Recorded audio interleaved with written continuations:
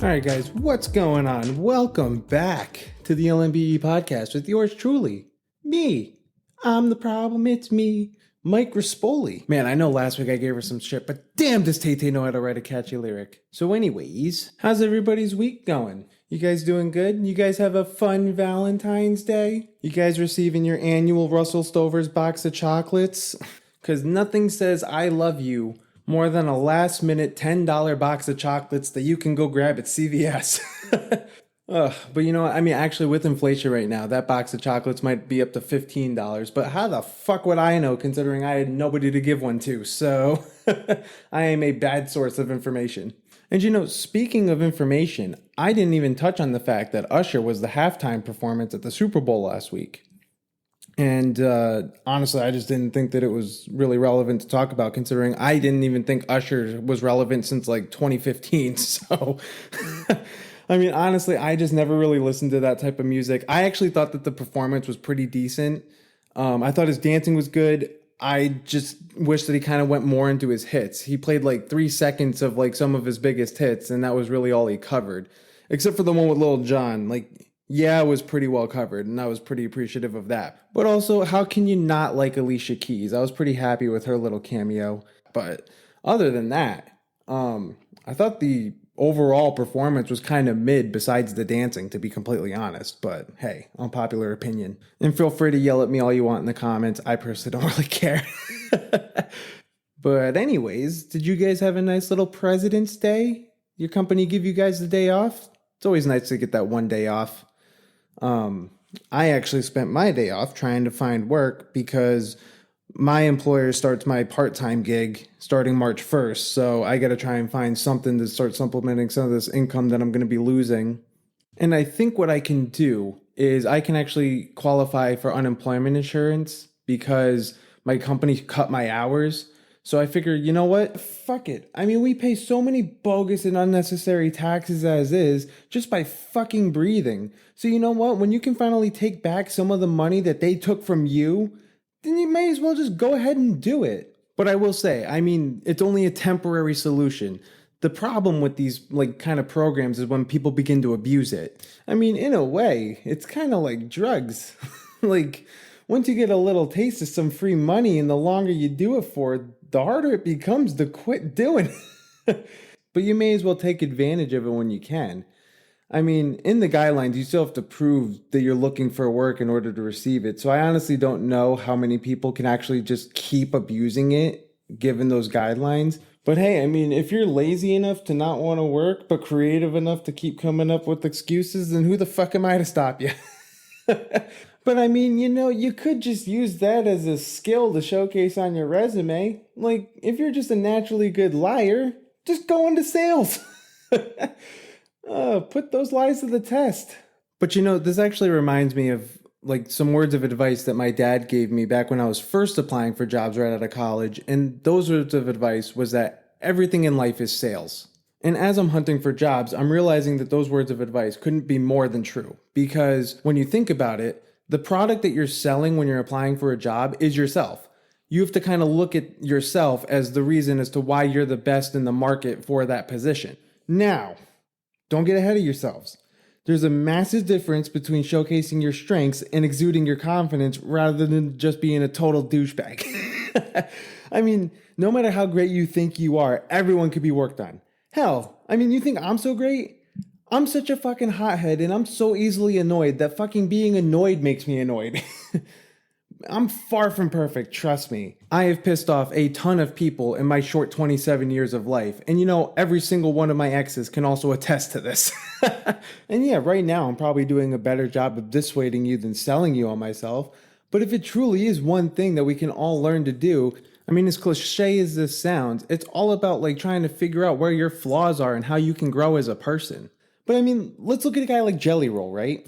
The dude went from being a drug dealing jailbird to now being one of today's biggest country stars.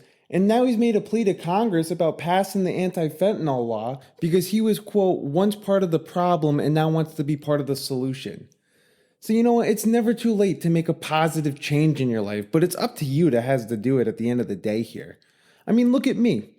Truthfully, I'll be honest here. I went into college having no clue with what I wanted to do. I didn't give a fuck about anything in high school. I never tried any clubs, and I didn't do sports because I was a fat, lazy bastard and was too nervous that I would never get any playing time given my physical inabilities, despite whatever lack of athletic ability that I actually thought I might have had. So I pretty much just went through high school just going to class. Like that was pretty much all it was. I didn't really understand what I truly liked besides the one hobby I had, which was playing the guitar. And quite frankly, not even learning the right techniques to even truly play it the right way or truly even try and hone the craft. So when it came down to going down to college, I had no idea what I wanted to do. And thank God for my sister, because whatever college she found that she was interested in, I just kind of tagged along for the visit. And that was what I considered my college search. It's actually funny though, because initially I thought that I wanted to be a teacher.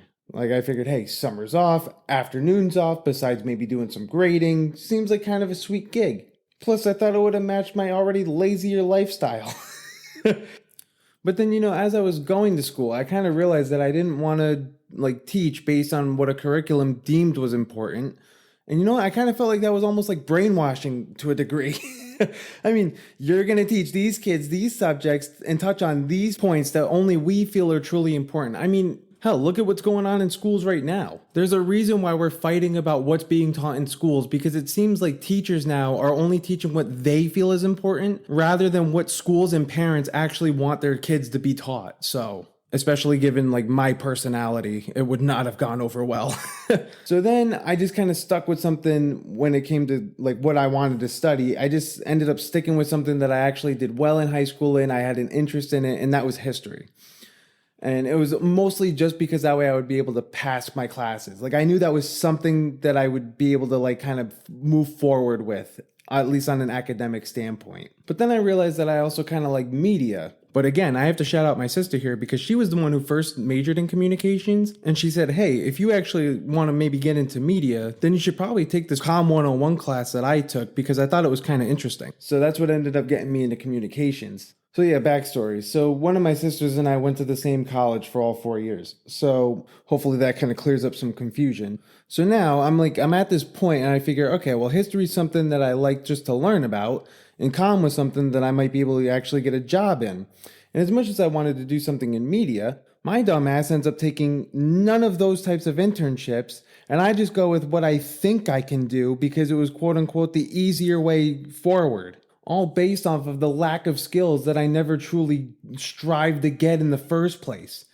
So here I am now trying to finally figure this out. And I figure now here's my chance to actually try and get into media. And I just got to learn how to do this all out on my own. Jesus, I somehow have to make this podcast gain followers. And you know what? You might be saying, oh, that's easy. It's just social media. Yeah, it's easy for the people who know what they're fucking doing. Oh, the social medias I have are drier than my sex life. You expect me to just get this thing done overnight? Jesus Christ. And it's not like I could just get by on my good looks and shake my ass for the camera. Hell, I don't even like dancing in bars. No fucking way am I going to shake it for the fucking camera. So until I can kind of get my life figured out here, I have to go on job interviews. But alright, I think that's enough about me. This was all information that none of you asked for. So how about we go back to the topic of trying to sell ourselves here. And no, I'm not just talking about your bodies. Jesus Christ. Although, you know what? Some of you really gotta stop only selling your looks as if that's also your fucking personality. Just because maybe your face looks great, it doesn't necessarily mean that your fucking personality is that shining either. Honest to God, it's fucking crazy to me that some of you fuckers out there really tend to put more time into your social media accounts than you do your personalities. Because the amount of fucking people who aren't influencers in any way, shape, or form, and they can just learn how to strike a pose, set a filter, and come up with a caption, yet they aren't shit in their everyday lives, can have thousands of followers. Now at some point, once I kind of get this more figured out, I do plan on having video. And with that said, I do not think that I am a totally unattractive person. But you know what? Once we get there, that's when you can make that opinion, alright? Alright? Alright. But you know what? I actually don't think that I base my whole fucking personality based on how I think I look. You guys could totally think I'm an asshole. But I was a fat kid. So it wasn't like when I was younger, I was getting all these looks coming my way. So I actually had to learn how to strike up some sort of a personality, whether I liked it or not. And if you haven't gathered, one of the recurring themes on this podcast will be what I see in dating apps. And holy shit. And I see it from all aspects, believe me. Because you know what? My women friends show me what the fuck they see on their side of the dating world on these apps. And I mean, Jesus Christ. Some of these fucking guys, I could only wish that I had their confidence. I mean, you know what? It's always the ones who actually don't deserve to be that confident. Like, for example, like, who was that fucking guy that looked like the turtle with no neck on one of those dating shows? I don't know. You guys know who the fuck I'm talking about. But, like, you see it all over these dating apps. And I don't know who needs to hear this, but guys, seriously, enough with the fucking fish photos. Like, I know that has just become such a running joke all over social media, but holy shit, is it true? I mean, be honest with yourself. Be truly honest with yourself. That was your fucking friend's boat, and you only took that photo to make the impression that you were a boat guy, because you like to party. But I caught a fish, and catching a fish is manly, so it's going to make her seem more attracted to me. It makes me seem like I can survive out in the wild. Bitch, we all fucking know you can't. But what I will say is there is a caveat. And the caveat is to all you, like, cowgirls out there. If you actually are an outdoorsy type girl and you are looking for that type of guy, then go ahead and swipe right on all those fish photos to your heart's content. But all the girls who I see complain about this are not you. So this doesn't apply to everybody. But do you know what 90% of the chicks are thinking of you when they see that you caught a fish? They're not thinking manly. They're thinking, oh, that's cool. He caught a fish. Too bad it wasn't a fucking disease.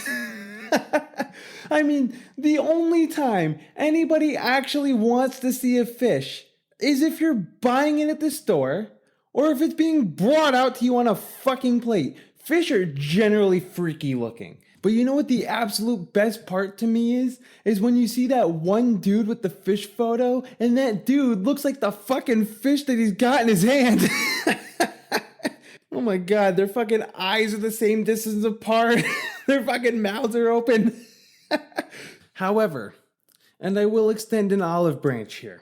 When I was on dating apps, I'm not anymore because I just kind of got over it and I just said, hey, you know what? I really truly need a break from all this shit. So I haven't been on one in a very long time. But when I was on them, I arguably did something just as bad, arguably worse than these fish guys. And that was that I used to post photos with only dogs and only guitars. And the absolute worst part was the fact that the dogs weren't even mine. They were friends or family members' dogs that I would take photos with. And you know why? I figured it was because the girl's eyes would be more drawn to the dog than they would for me, first of all. So I would automatically maybe get that swipe. And hey, I mean, bitches love bitches. Am I right?